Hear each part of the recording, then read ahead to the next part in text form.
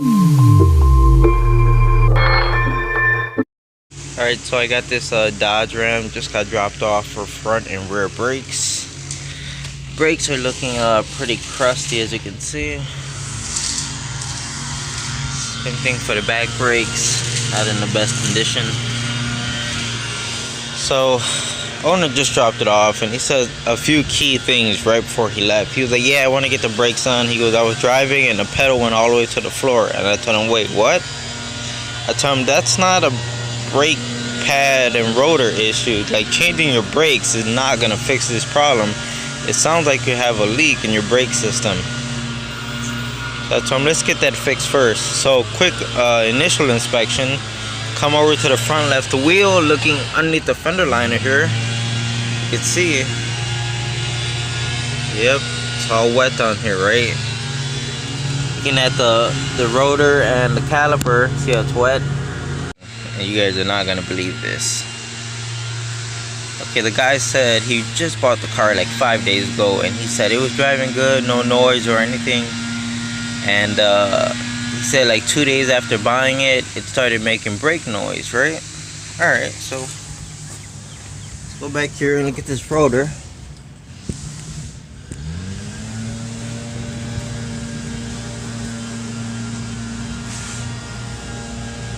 Look at that rotor. You can tell me that brake noise just started 2 days ago. Come on now. Oh, it's crazy. And by the way, it looks like it is the caliper leaking out one of the pistons. I don't see the brake hose wet anywhere. Oh, come on now. Really? It just started? Look how destroyed that rotor is. There we go. Pretty much all set on this side. We went from 0 to hero in no time. We did not get a new brake line. Customer just didn't bring it. Even though I asked for it. But got it to work. New crush washers, new bolt, so whatever. Now I just have to bleed the system. Let's see, the owner of this car actually owned that blue GMC, or I don't know, Yukon, whatever the heck it was, the one that was like that Mako paint job that there was Bondo everywhere. He said the police actually seized it because they found drugs in his car. So he gets another truck, right? And then he said a week later they pulled him over again, and they also seized that truck for the same reason. So this is his third car within like 2 or 3 weeks. I'm just about done with this truck. I have one more wheel to do actually, but everything's going really smooth, and I'm really just taking my time here, enjoying the weather. I don't have other work lined up for today, so you know, just hanging out with the little one. Say hello.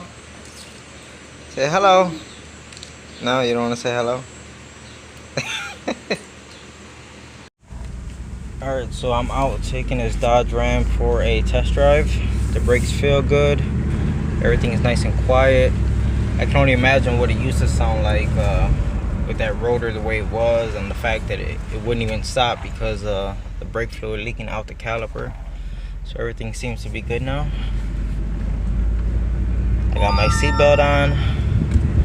Gotta make sure the police don't pull me over, because who knows if this guy has crap in this car. They're gonna freaking lock me up for his stuff. So this is gonna be a very short test drive. I'm gonna go park it right now. I don't want to spend any more time in this car than I have to.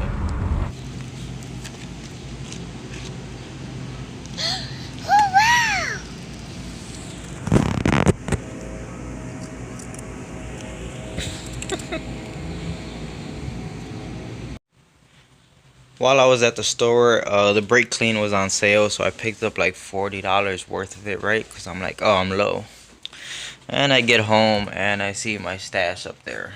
I guess it really wasn't low. I just kind of forgot I had some. The more the merrier. You can never have too much brake clean, right? Here's that Nissan Rogue, the one that the inner tie rod broke. She had it towed to a shop because she was just too far away from me, and they fixed the inner and outer tie rod, and then she drove it over here so I could replace the stabilizer links and the lower control arm. It's one of those jobs that, you know, real simple, but it goes sideways when things just don't go as planned. Took longer than it should have, but it's all done. So I'm just gonna go ahead and slap the other stabilizer link on the left side of the car, and it's all set. Alright, so I'm in my mom's HHR once again. It's here for a brake noise, and I'm trying to figure out you know, what's going on.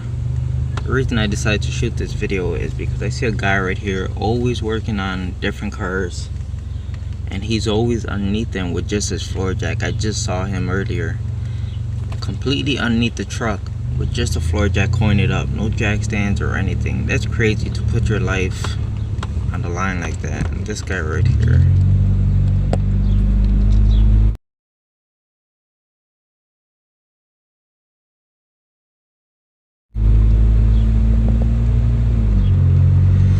yeah, I don't know, it's really sketchy, but whatever. People want to put their life on the line and rely on a floor jack, that's on them.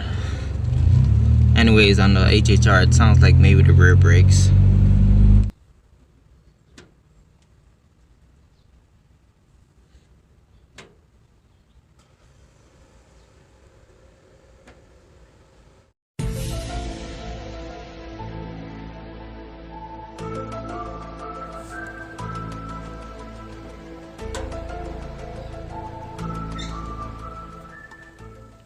What year is this one?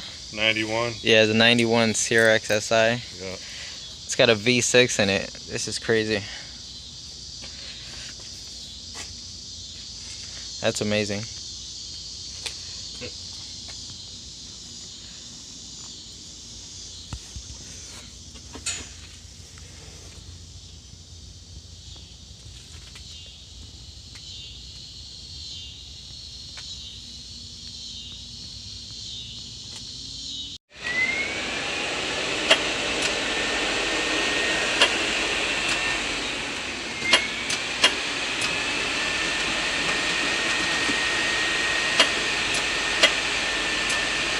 Sounds like the starter.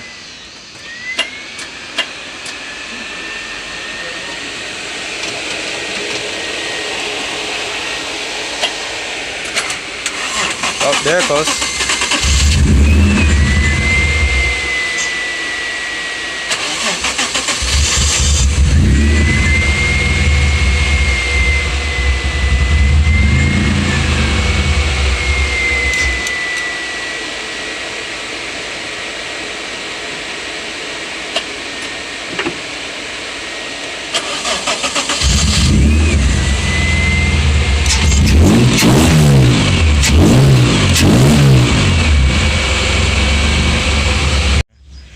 And here's the brake booster setup. You see it's got that rod, goes through there, comes around there, and I know it's really hard to see. It goes right there where the original brake booster used to come out of.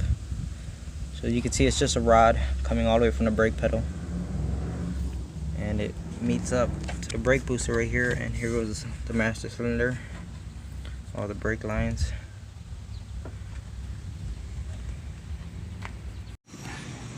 This morning I'm working on a BMW X5, and if you look inside of here you can see this mess that we have. So we're gonna end up changing the water pump and thermostat on this BMW. Hopefully everything goes as planned. Doesn't look like it's too bad of a job. I got the serpentine belt off. I got the pulley for the water pump off. Let's have a closer look right here. There's even some play in the shafts of the water pump. You're not going to be able to see it, but I can feel it. You can even hear it a little bit. So yeah. See how rusty and crusty everything is? I know it's not rust. Just it's a saying I like to say.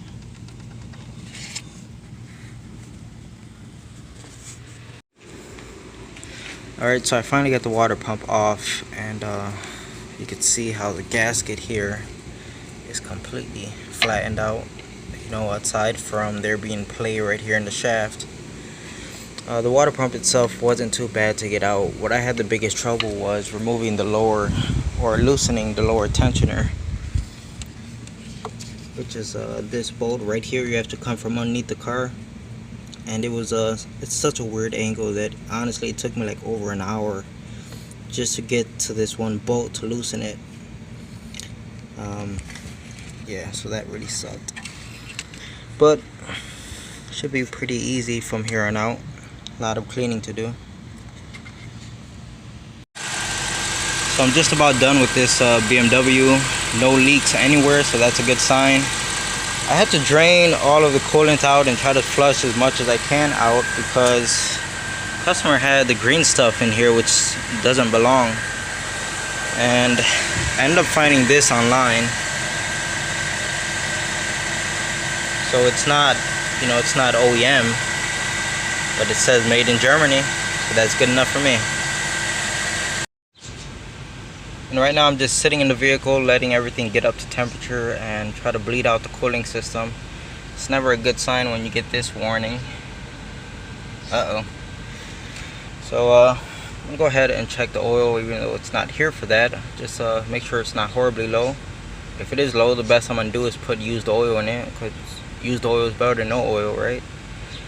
So yeah, it looks like the water pump job just about done here. Everything seems to be good. I just pulled the dipstick out of the BMW. I cleaned it off, reinserted it, and look at this. It's not registering on the dipstick that there's any oil in it. Alright, so all I have laying around is used oil, so I'm gonna pour it in here because it's better than nothing. Alright, and hopefully this is gonna pick up. You can see that the dipstick is registering oil on it. It was up to about right here, right at the max line, and that was a full 5 quarts of oil. I don't know how much this engine takes, but I want to guess this thing obviously completely empty. So it took 5 quarts to get it up to the max line. That's crazy.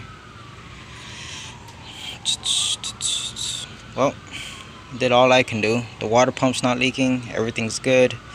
I bled the system, put oil in it, the customer can pick it up. Sweet, got a CRX booked in today. But besides this, today was an unfortunate day for me. Lost a good chunk of money. That BMW X5 that I just worked on, doing the water pump, apparently the owner was having issues with it and he did not let me know. So he takes it directly to a dealer and they quoted like $2,000 worth of work. And included in that was the water pump. They said that the new water pump gasket is leaking. I told him, well, when you get it back, bring it over here so I can look it over and confirm it. If it's something I did, I'll fix it for free, well, obviously. But he's like, no, they got it. I'm just going to pay them to fix it. So he was asking for a partial refund. I just gave him all his money back. And in case you're wondering, it was $450 in labor. So I don't need anyone upset with me, or I'm not, trying to screw over anyone. So I just gave him all his money back. I just asked for, proof. So he sent me pictures of what the dealer wrote out, confirming that the water pump is leaking. So, unfortunate day, but it is what it is. Working on this 98 Toyota Avalon, and it's basically here for a tune-up. A little while back when we had heavy rain, customer drove through a few puddles that she could not avoid, and ever since then she's been having like slight misfires, and they were not there before she drove through the puddle. Anyway, the misfire is ignition related. So I told her when's the last time we had a tune-up. She doesn't even know. So we're in here, changing plugs and wires. And let's see if we can get down to the bottom of this. Alright, so I just finished up on the Toyota Avalon. It seems to be running real smooth. I don't hear any misfires or anything like that. So just classic, classic plugs and wires. And it's all set. I got here a Mitsubishi Outlander. And it's here for a clunky noise while going over bumps, but it's just something I noticed, so I want to point this out. The studs on here look like they're new. Alright, so looks like you got a brand new wheel bearing. One thing you notice is, look at that, no cotter pin. Alright, and when I had the wheel off, I should have recorded this earlier, but when I had the wheel off, the ABS sensor, there's no bolt in it. So I was able to grab the ABS sensor and just slide it right out. Let's see if I can get a shot of this.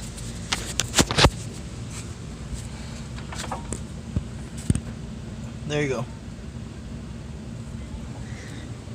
So much in a rush, they didn't even put the bolt on the ABS sensor, and it just slides right out.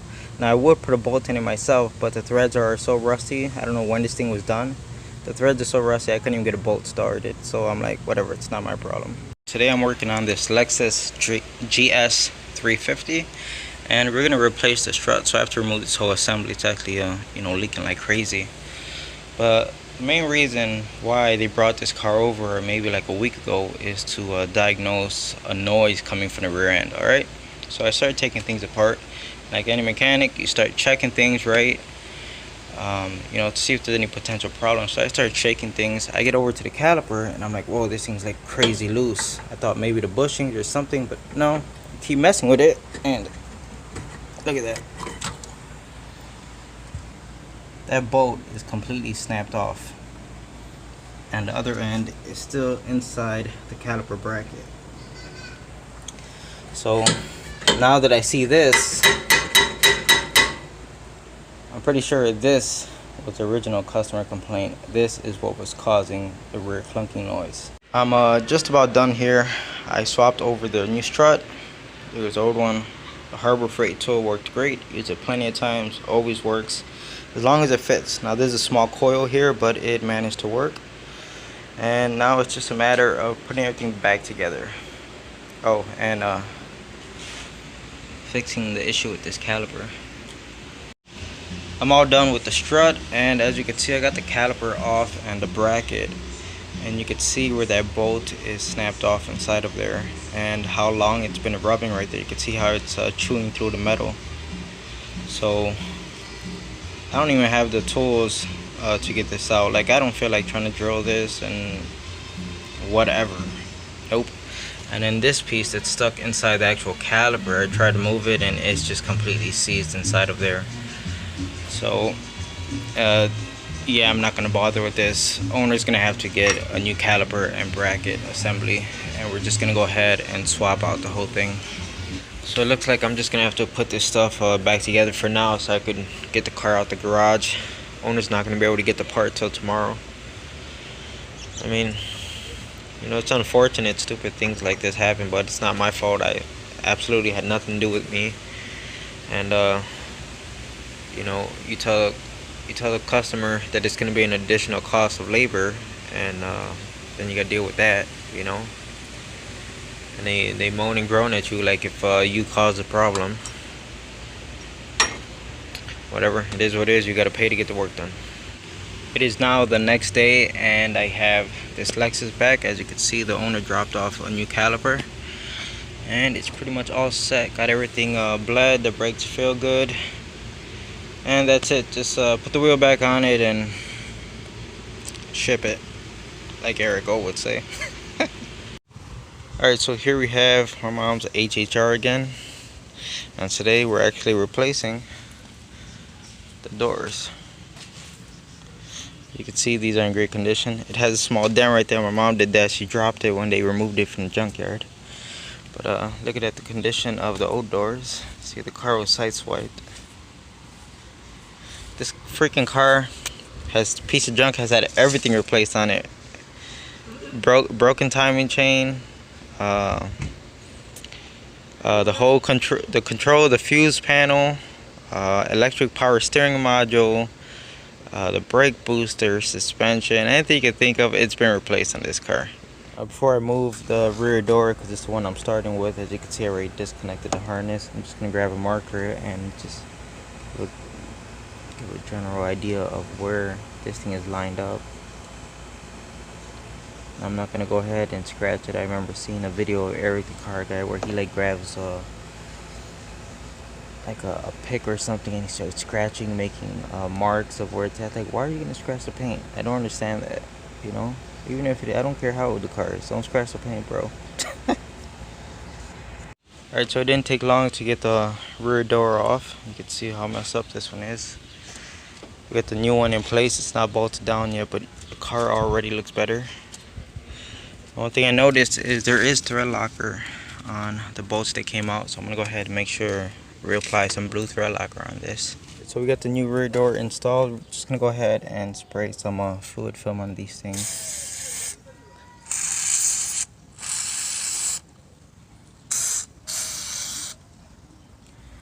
Now for the front door, it's gonna be a different situation because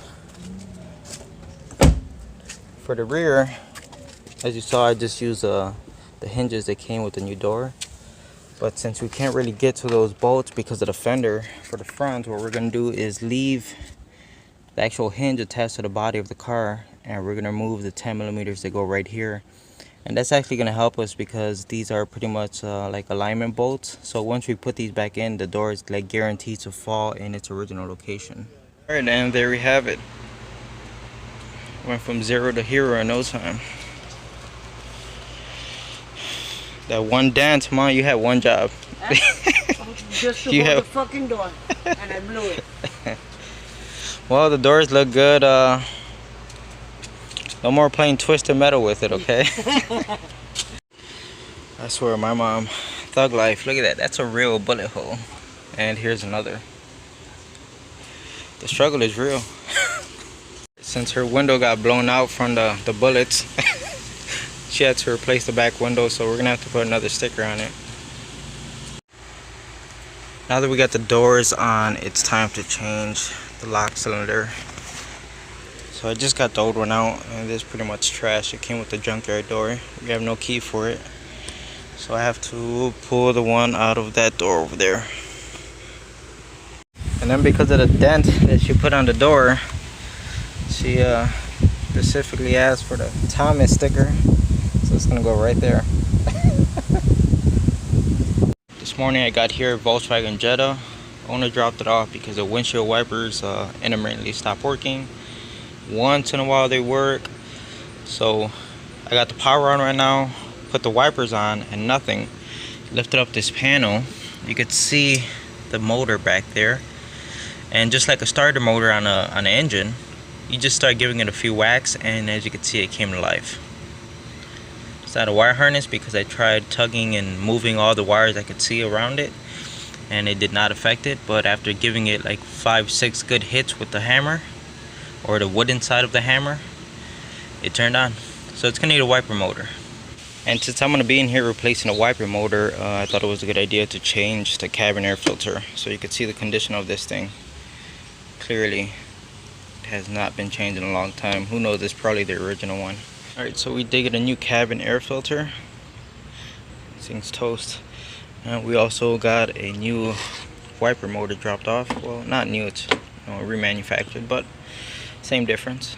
Alright, so before I commit to putting everything back together, I just want to go ahead and test everything. And as you can see, it's working well. So now I'm going to go ahead and put it back together. Alright, so I put everything together, and then I had an issue. Because when you turn it on, it would not come all the way up to where it's supposed to. It would hit this panel on the way coming down, and when it turned off, it would stop like somewhere right here on the windshield.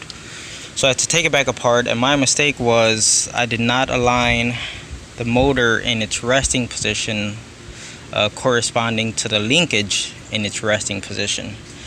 So it was a pretty simple fix. It didn't take long to figure it out, and yeah, lesson learned. I already tried it. It works great now, so now I could finish putting it back together for the second time. Alright, so a short update on a Milwaukee tool that died. First of all, let's get a close look at this thing. You can see it's in relatively good shape because I don't use it often. Very rarely do I have to pull it out. And let's look at the tag here, because the tag is usually a good indication of how used a tool gets, because this tag is the first thing that wears down. And you could read everything on this thing. Serial number, everything. You can see I don't use it much. I am not kidding about that. And it's dead. So anyway, I called maybe like July 29th, right? I called the representative and I gave him the VIN. I gave him the serial number off of the tool. And guess what? It is just out of warranty as of June of 2019. What a coincidence that tools start to fail as soon as the warranty is up. It's kind of like cars, right? My Nissan Versa over there, I'm expecting it to explode once I pass that 30,000 mark. And I just got it back today, and thankfully they did fix it, despite the woman over the phone saying based off of the serial number that it was slightly out of warranty, you know, about a month or so. But she told me to send it in anyway, and they did take care of it. They did repair it. So if we look at the order here, first of all, let's look up top. You can see it says $124 for the warranty. Now, if they were to call me or email me and say, hey, it's going to cost $124 to repair this thing because it's out of warranty, yeah, no. For $124, I could just go out and buy a new one. But it was taken care of, and we could see the actual problem here. It says electronics kit switch intermittent performance, 115. So yeah, it's fixed. You know, thumbs up to Milwaukee for that, for taking care of it. Working on a Hyundai Sonata. It's here for evap codes. It says it has a small leak. But one thing I noticed is just by pulling it in, I could smell gasoline. If we have a look underneath the car, look at all that. Yep, has a gasoline leak. And those real janky lines you see is someone who repaired some brake lines and just kind of left them hanging down like that. And yes, they are using compression fittings, which you should not be using on a brake line. But I'd say an evap leak is the least of our problems right now. Get a closer look at the condition of these lines. Get this to focus. I don't know if it's gonna pick up, but you could also see like smoke pouring out of one of these lines.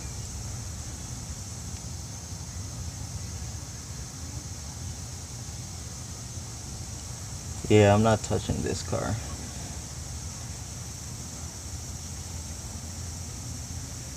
It's just a mess. Yeah, and those brake lines. Look at this. That right there is some quality work.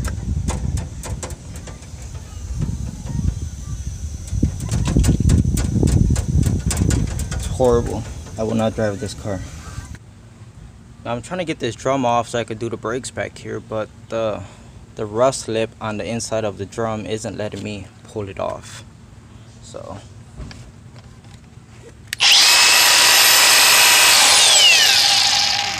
I'm just joking. You thought I was actually gonna cut it, right? I bet you thought I was joking, right? Nope. This bad boy had to get cut in order to come off. And today's the new rebuilt Milwaukee's first day at work. So far, so good. Alright, so now I'm on the other side of the vehicle. And on these Chevy Malibus, the reason why you end up having to cut this right here just to get to the adjusting mechanism is because there's no access hole on the back. They do have one, but it's covered up by this knuckle right here, and I'm not going to remove all of that to get to it. So what happens is the drum develops this lip right here, and with that lip of rust, it won't let you pull the drum off because it's catching on the brake shoes. So that's why we had to cut the other one off on the passenger side, but on the driver's side we got lucky, just kept prying it for a while. And now these brake shoes are good because I did this about a week ago, so the customer came back because we had to order the new drums for it.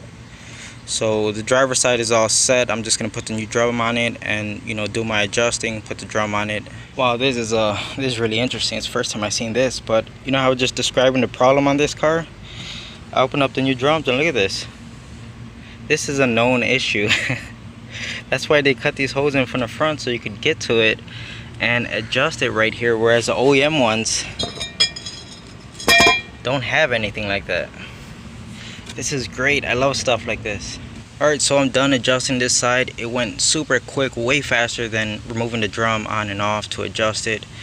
Yeah, don't forget your plugs, super important. And that's it for this Malibu. Really like this. I just can't. Yes. Got a Dodge Durango in today, and the battery light is on. It's running at about 11 volts. Starts to stall. Most likely it's going to be a bad alternator, but let's see what we find. Alright, so look at this. Look at the upper radiator hose. swollen like you would not believe, and it is rock hard. It's not a tumor. Alright, so yesterday I told the owner of this vehicle to bring me a thermostat maybe like 4 or 5 times. And what does he bring me? A temperature sensor. Starting to get a little dark out here, but I'm working on this Dodge Durango, the one I just put the alternator on. And yes, the alternator fixed that problem. But I showed the owner, you know, the issue with the hose here. So he wants to go ahead and change the upper radiator hose and the thermostat, which is already installed. And he just went to the store right now to pick up the new hose. So I'm just waiting on that. Alright, I'm all done putting the alternator on this Ford Windstar. Pretty easy stuff here. Probably doesn't get any easier than this. Well, actually it does. The Ford Mustang is probably like the easiest. But yeah, pretty simple stuff. Alternator's charging, car's all good. I'm just gonna go ahead and inspect it and let the customer know what's wrong. So far I see a lower ball joint that's bad. Stabilizer bar bushings and, you know, a few other things. I'm gonna go check the other side.